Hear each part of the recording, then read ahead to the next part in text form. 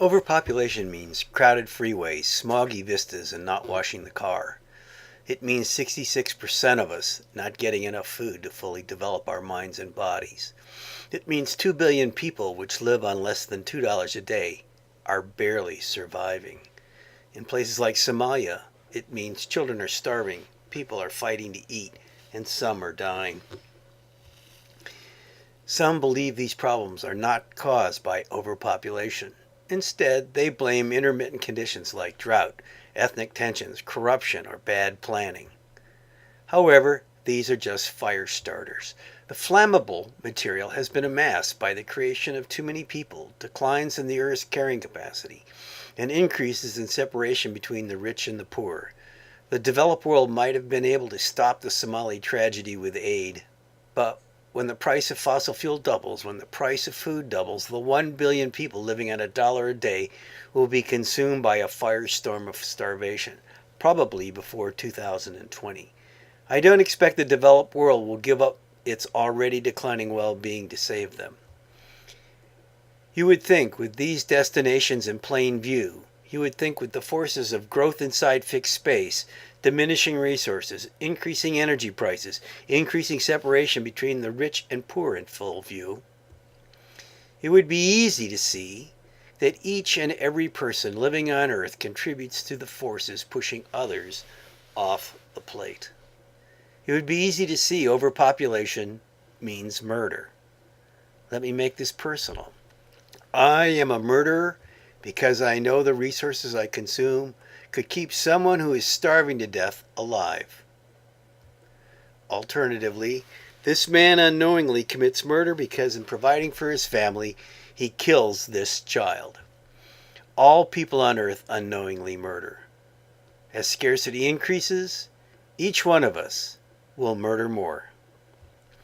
As scarcity increases, those living on $2 a day will be pushed off the plate. More scarcity will push those living on $10 a day off the plate.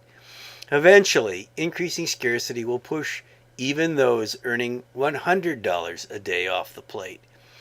Even people not at the edge are murdered. They will be murdered for their food by parents with starving children. If these parents are in the developed world or the undeveloped world, if their children need food, they will murder. Only decreasing scarcity will prevent these two types of murder. Only a decreasing population will adequately decrease scarcity. To stop these murders, we must implement rapid population decline. We must reduce existing and expected scarcity in all regions of the world.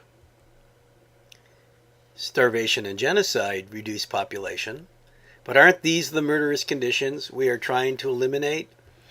Thus, having only very few births on Earth until scarcity is vastly reduced remains the only way to prevent everyone from being a murderer. Very few births is the only way to prevent each of us from being murdered. Very few births to avoid overpopulation murders is a simple concept. However, it's one that's pretty hard for this couple to appreciate. The benefits of their child far outweigh the hidden liabilities of murdering this little guy. For them, this does not equal this. Civilization prevents them from seeing the connection, so the little guy's death doesn't motivate them toward very few births. These people are my friends. They work hard to reveal overpopulation problems and to find ways to address them. They know overpopulation means murder. However, they are too kind to tell a couple not to have children. Instead, they promote other solutions like women's rights, women's education, improved access to birth control, redistribution of resources, more efficient use of resources, stopping growth, better leadership, better institutions, and improved economies, even though they know these activities successfully accomplished won't end these murderous conditions. Rapid population decline prevents murder. The common sense behavior is have very few children. However, people cannot figure this out. Experts won't talk about it. People that understand it won't change their behavior. This is the second time in my life that I have experienced this schism between knowledge of good behavior and getting people to take it. So let me tell you about the first time and what we did to overcome it. I was a young engineer at General Motors. I was part of the 1968 team that put seatbelts in cars. Seatbelt wearing was an intelligent behavior. Before seatbelts, 1 out of every 200 Americans died in his car. After seatbelts, for those that wore them, only 1 out of 25,000 died. Wearing a seatbelt should have been common sense. Yet it took 2 decades before seatbelt wearing became common. Why? Because there were powerful counter-beliefs. For example, people believed good drivers did not have accidents. They believed that if they were in an accident, they would not be injured. In competition with these fantasies, wearing a seatbelt was worthless. To get people to wear seatbelts, science had to trump fantasy. It didn't. Society then tried to shame them. And when that didn't work, society coerced individuals to wear seatbelts with laws. Today, rapid population decline produces a world without the murderous conditions created by scarcity. Having very few children implements rapid population decline. The behavior, not having kids, should be the common choice. However, like getting an individual to wear seatbelts, not having kids is countered by incorrect beliefs. For example, the future will be wonderful no matter what reproductive decisions I make. I'm not a murderer. My kids won't be murdered. With these beliefs, there is no motivation to have very few children. To reduce population, civilization will have to tell individuals not to have children, same as civilization had to tell them to wear seatbelts. Can civilization do that? Civilization told individuals they can't have slaves. Civilization told husbands and institutions they cannot subjugate women. Civilization told smokers they could not smoke on airplanes. Civilization told drivers they could not speed in school zones. In situations, a benefit justified a law that limited personal behavior.